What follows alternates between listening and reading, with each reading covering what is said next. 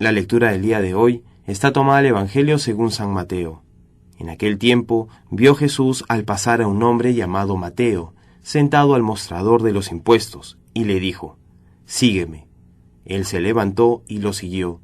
Y estando en la mesa en casa de Mateo, muchos publicanos y pecadores que habían acudido se sentaron con Jesús y sus discípulos. Los fariseos, al verlo, preguntaron a los discípulos: «¿Cómo es que vuestro maestro come con publicanos y pecadores?». Jesús lo oyó y dijo: «No tienen necesidad de médico los sanos, sino los enfermos. Andad, aprended lo que significa misericordia quiero y no sacrificios, que no he venido a llamar a los justos, sino a los pecadores».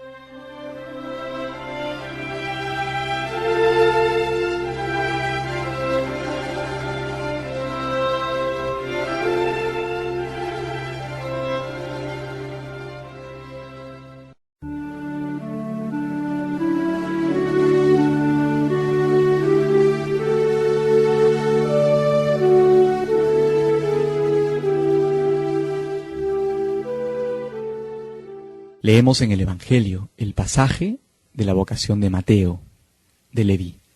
Es un pasaje muy bello y muy aleccionador además.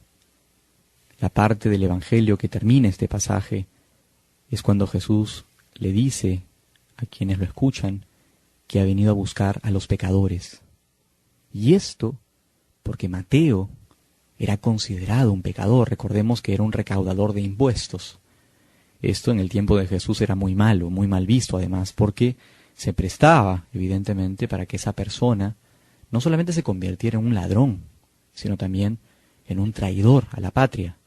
Los romanos, que tenían el gobierno sobre los judíos, exigían de ellos impuestos, pero escogían entre los judíos hombres que les sirvieran para eso, y estos hombres se aprovechaban de su cargo precisamente para robarles a sus hermanos, incluso a los más pobres, aprovecharse de esto, y por lo mismo pues se convertían en traidores a su patria. Y este era Mateo, Leví, un ladrón, un traidor, un pecador.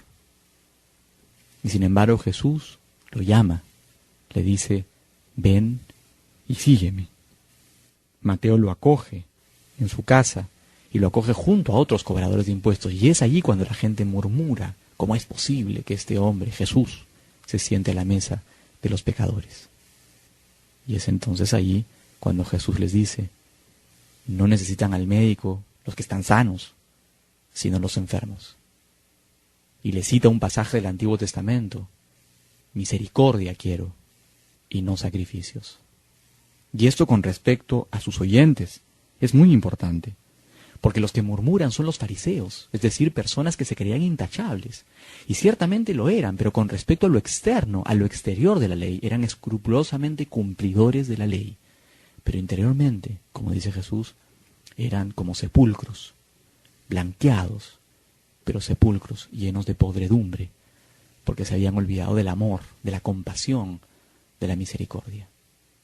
Y es algo que Jesús muestra. Este llamado de Mateo le vale que cambie de vida y que se convierta en un apóstol del Señor y por lo mismo en un defensor de la fe. Otro Cristo para la gente. Qué importante es esto. Cómo Jesús viene, como él mismo dice, a salvar a los pecadores. Y esto tiene que ser para nosotros una vez más una gran lección.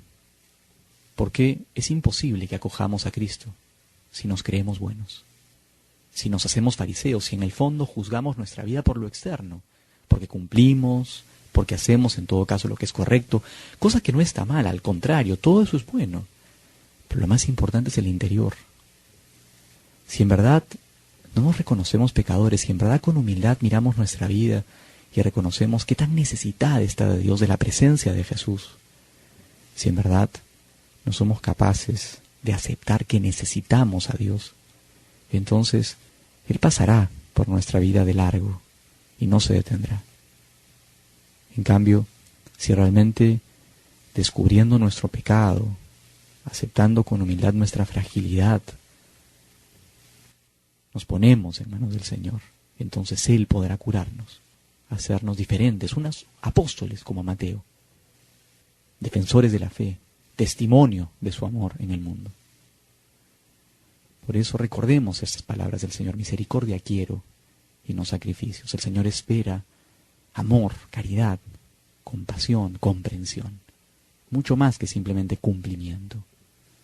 Y si queremos que Él nos llame también a nosotros, que Él se acerque a nosotros como lo hizo con estos cobradores de impuestos, entonces tenemos que abrir nuestro interior a esa presencia. Que el Señor entonces nos ayude a eso.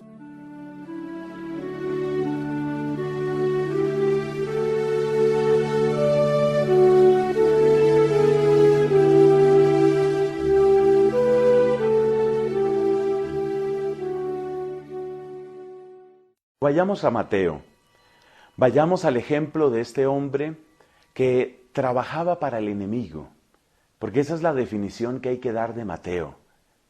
Trabajaba para el enemigo, y de ahí lo sacó Dios, de ahí lo sacó Jesús, de ahí lo rescató. No es simplemente que fuera un hombre pecador, un hombre en pecado. Se trata de un hombre que trabajaba para el enemigo. En ese caso el enemigo era el Imperio Romano. Sabemos cómo se las arreglaban los romanos para cobrar sus impuestos. Ellos tenían ese método tan práctico de escoger algunas personas de la misma población, asignarles una cuota: tú tienes que dar tanto por esta región o por esta ciudad, y lo que hagas de ahí en adelante queda para ti.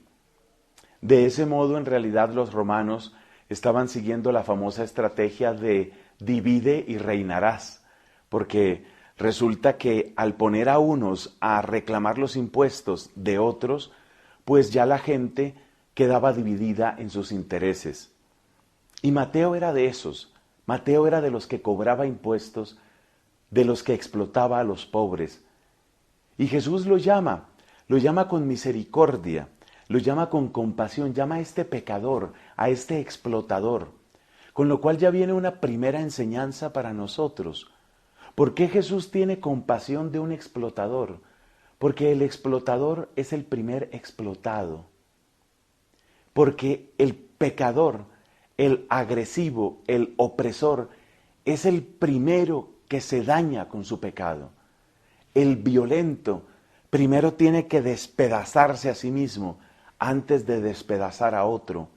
El opresor primero tiene que someterse al yugo de su codicia y tiene que ser oprimido por su codicia antes de ir a oprimir a otros. Por eso Cristo tiene esta misericordia hacia ese hombre. Pero luego, cuando la gente empieza a criticar la actitud de Cristo, entonces Él suelta esta frase: no necesitan de médico los sanos, sino los enfermos. Además de mostrar así que la misericordia era, podríamos decir, la gran bandera de su mensaje de evangelio, Cristo nos está enseñando otra cosa: que ha llamado a Mateo para sanarlo.